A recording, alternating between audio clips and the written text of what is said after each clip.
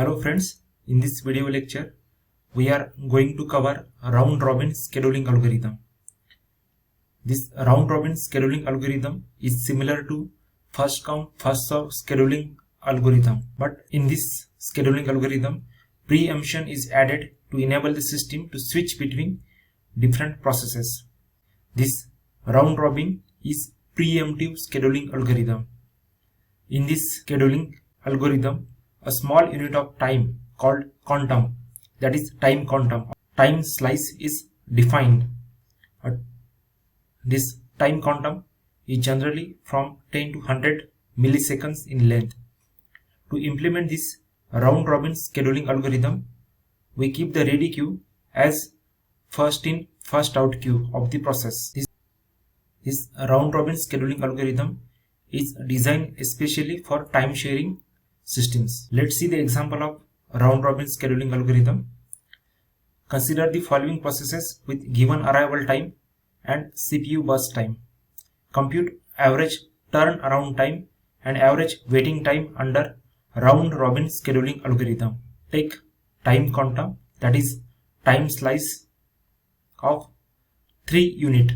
Here in this case there are 4 processes P0, P1, P2 and P3 with given arrival time and the CPU burst time. In order to compute turnaround time, we have to compute completion time for each process first, and with the help of completion time and the arrival time we can compute turnaround time,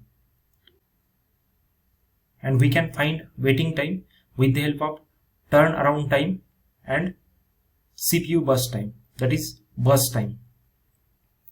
For that there is need to sketch the NAT chart. Sketch NAT chart first. This round robin scheduling algorithm is like a first come first serve scheduling algorithm. Means the process which come first will execute first. Here time quantum is given, which is of 3 units. Process P0 arrives at 0, means process P0 will get the CPU. P0 will execute for how much time? For 3, because each process is permitted to hold the CPU up to maximum time of time quantum, which is 3. So remaining burst time of process P0 is 1. Then after P0 there is another process P1 will hold the CPU for how much time? For 3, which is equals to time quantum, means remaining burst time for process P1 is 0. P1 is successfully completed here. Total time on the NAT chart is 6. Then after P1 there is another process P2. P2 will hold the CPU for how much time? For 3, which is value of time quantum. Remaining burst time for process P2 is 4. Here value is 9. Then after P2 there is another process P3. P3 will hold the CPU for 3 units. Remaining burst time for process P3 is 3. P3 will hold CPU for 3 units. Okay. Now after completion of P3, then CPU will switch to P0 process. Remaining burst time for process P0 is 1, which is less than the time quantum. Means this P0 will hold CPU for 1 unit only. This P0 is completed here. P1 is already completed.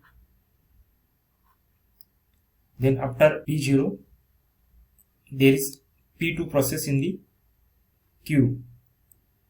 This P2 will hold the CPU for how much time? For 3. The remaining burst time for process P2 is 1. After P2 there is another process P3 which requires 3 units to complete. P3 will hold the CPU for how much time? 3. Then again CPU switches from process P3 to another process which is in the ready queue. P0 is completed, P1 is also completed, P2 is in waiting state. So remaining time of process P2 is 1. P2 will hold the CPU for 1 unit. Total time is 20. Now find completion time. Completion time for process P0 is 13. Completion time for process P1 is 6. Completion time for process P2 is 20. Completion time for process P3 is 19. So turnaround time is completion time minus arrival time. So turnaround time for P0 is 13. Turnaround time for P1 is 6 minus 1, that is 5. For P2 turnaround time is 20 minus 2, that is 18.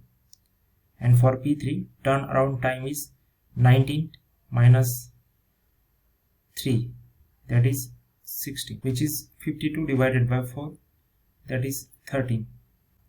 And waiting time is turnaround time minus burst time. 13 minus 4, that is 9. Here 5 minus 3, that is 2. 18 minus 7, that is 11.